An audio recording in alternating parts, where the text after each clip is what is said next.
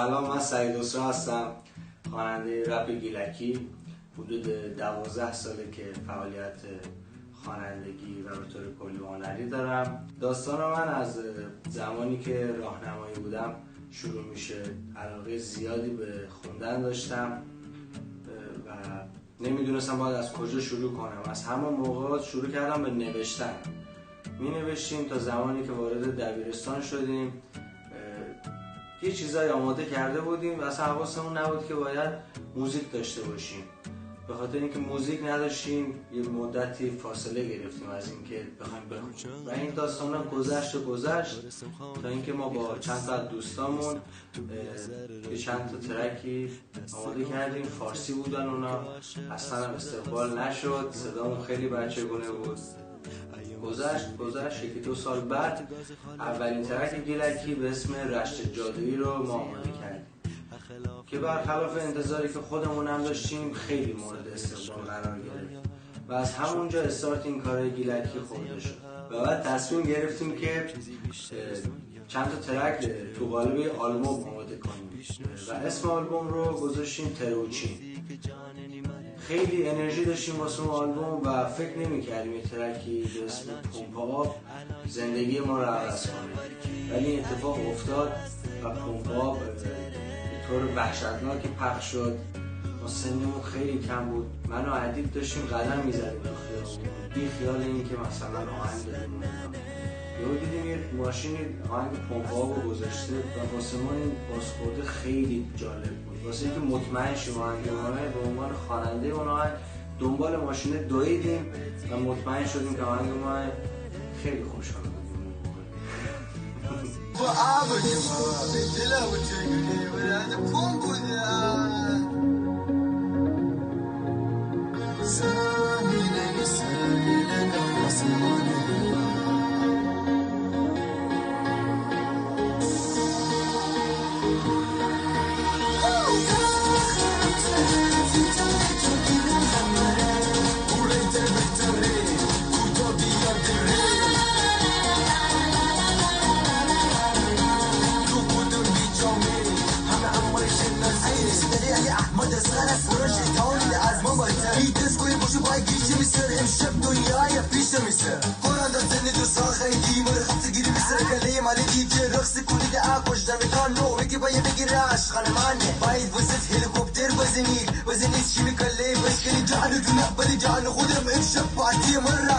بعد از آلبوم تروچین و ترک موفق پمپا، البته اینم بگم هنوز شاید من 50-60 تا موزیک آماده کرده باشم، باز یه جا قرار معرفی شم به اسم پمپا میشناسم.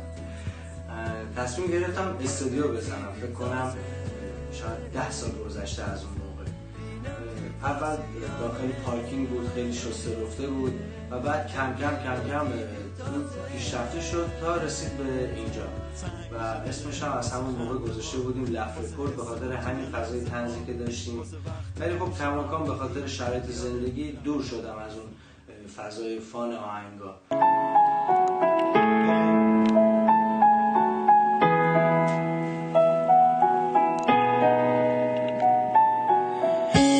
چرا حسی نریده یعنی چرا مثل قبلی به این همه خاطرات حیف نیه، نه حیف نیه. این روزی تو بی می تنها آرزو بی توی خاطر ما عزیز بود. گفتیم می چشم سوی می دل باشکنه هرچی تی سمت مایی هسته که دل بکندم از تو با همه چی وگر دستی با مایی که چی این خیلی کلیشه‌ایه که میگن واسه رسیدن به هدفت باید بجنگی. واقعیته زمانی که شما عملا این کار رو انجام میدی که میخوای به هدفت برسی، این جمله رو خیلی بهتر درک میکنی. من واسه هدفم، واسه موسیقی، واسه جایی که میخواستم باشم، مستقل بشم تو موسیقی و استودیو، این صحبت ها خیلی جنگیدم. خواستم اینو بگم که اگه دوستان کسایی که دارن کار میکنن، تازه شروع کردن، علاقه دارن به هنر، به موسیقی، به هر رشته‌ای که وارد هنر میشن، واسهش بجنگن، بالاخره یه روز جوابشو میگیرن. Haydi vardı vardı babaygım neyse denize tereyağında var bilin tenhayşım varsa tenus de var mi kamardır başı balım kam ne var Cevkal varsa terebilim cevabı çıkudi çıkıp reşengi ala kaptarım anasım aşağı nakmarım ya saymarı jilofim babagım ya sadı haştaş o zaman sakın alalım anasın akşi bin mobil simidi telefon kartı her ki dubuli akşe duruz tekbir bir alam bandı gırtat ama çizi yanki بعد از آلبوم تروچین توی استودیو خونگی که زده بودم یه آلبوم آماده کردیم به اسم شنگ. این هم آلبوم خوبی بود، جواب خوبی داد. گذشت یه ایپی آماده کردیم به اسم کلکه بکن و مدت ها من شده بودم این مکانیکی که ماشین خودش همیشه خرابه. کار بچه ها رو آماده میکردم ولی خودم اصلا حس و حال موزیک و اینکه بخوام یه کار واسه خودم آماده کنم و نداشتم. تا اینکه ما موزیک بعضی اوقات رو با همکاری و تصویربرداری کارگردانی موری دوست خوبم آماده کردیم. دوباره وارد جریان موزیک شدم. واسه من فراز و نشیب‌های زیادی داشت، حواشی داشت واسم، ولی این جریانه که دوباره راه افتاد من که راضیم به حوازا نخوایم چیزی بیشتر از دنیا ولی چرا او تو که خستی بیشنو شور هستی و گفتی که جان نیماره و گفتی که همه چی حل به الان چی؟ الان گیرگیری بی بستر برکی اگه دست کن فده تره بی دیل بشکنه اصلا ننه اصلا ننه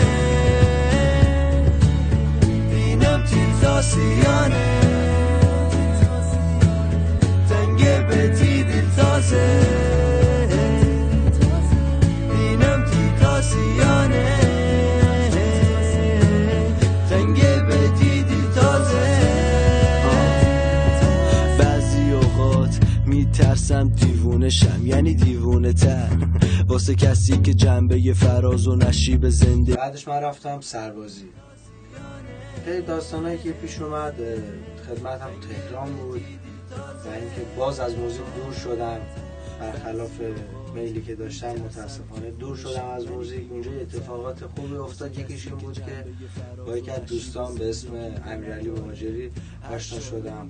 الان اون ور دور اینکه با هم فیلم کوتاهی کار کردیم که موسیقی این فیلم با من بود. تجربه خیلی جالب و شیرینی واسم بود.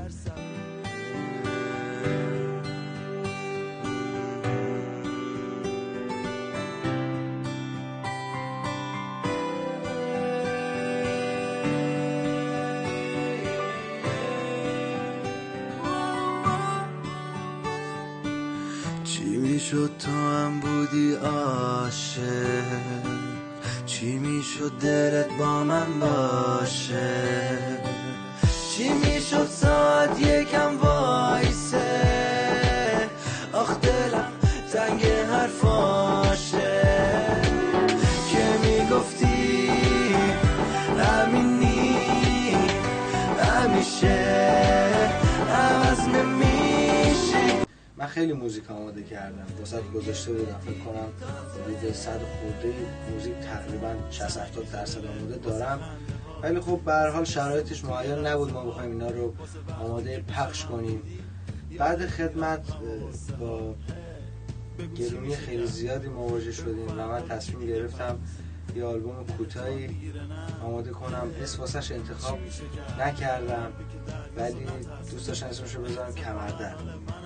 این ترک هایی که داخلشه به اسم گران باز و گران هنوزه که دوتاشو پخش کردم، یکیش مونده.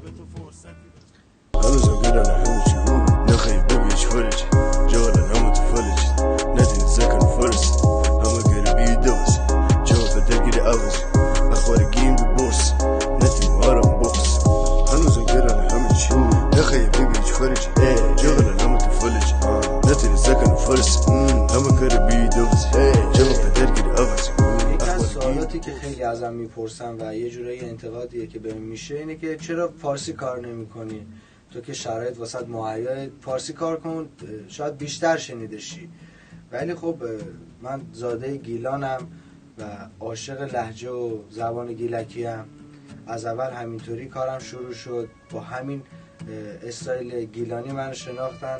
و اینکه یه موضوع دیگه هم هست، اینه که به عنوان مثال همون ترک پمپ آب گیلکی بود ولی خب خیلی پخش شد حالا توی سال مثلا 87 88 و خیلی اوقات پیش میاد که شما زبان یه موزیک رو متوجه نمیشی ولی اینکه باش ارتباط برقرار میکنی. هر جا دیدید گیره سعید و ایسه وقتی میدید گیره نتر نیدینه انکه عشق نیه تو مره کشی تو تر خوشی تر خوشی وقت غم سبی گلانی سی تو مره بگو تو چیه مگه وقتی میدید بیده بود توی سبی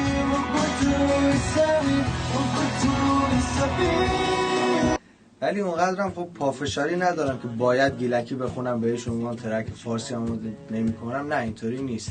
من بعد از این مجموعه گرانی که پخش کردم چند تا موزیک فارسی آماده کردیم که اونا رو میخوام آماده پخش کنم و امیدوارم که اونا هم مورد استقبال دوستان قرار بگیره.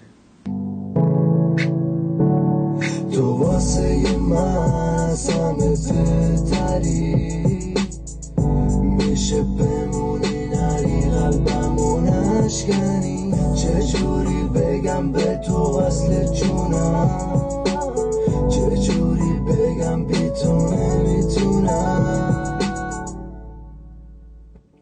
میشه بمونی و نری بمونی تو پیشم میدونی من بدون تو دیوانه در میشم مود بعدم بدون تو درمون نداری هیچ کسی نیست هیچ راه جلو رو بذاره. یه اتفاق خوبی زمانی که من تهران بودم افتاد، این بود که امیرعلی کسی که پشت دوربینه با یه خواننده جامائیکایی به اسم تدیپی همکاری داشته سر موزیک ویدیو و از اونجا منم با ایشون آشنا شدم و قراره یه موزیک آماده کنیم برای همبستگی و ریتم شادی داره. خودم خیلی مشتاقم زودتر آماده شه.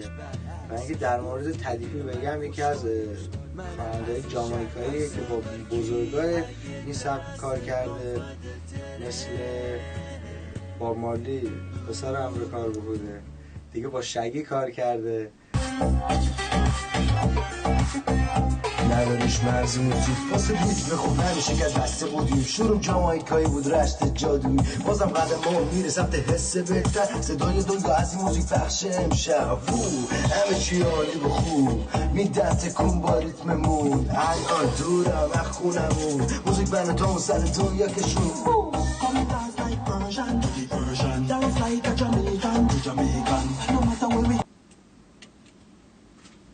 اسپیس باشون دوست.